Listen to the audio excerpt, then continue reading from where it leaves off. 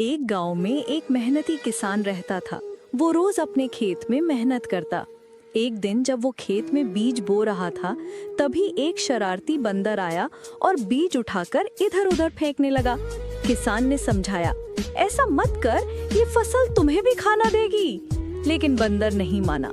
कुछ हफ्तों बाद फसल उगाई और बंदर को खाने को कुछ नहीं मिला, क्योंकि उसने बीज बर्बाद कर दिए थे। किसान ने फिर भी उसे कुछ फल खाने दिए। बंदर को अपनी गलती का एहसास हुआ और वो किसान का दोस्त बन गया।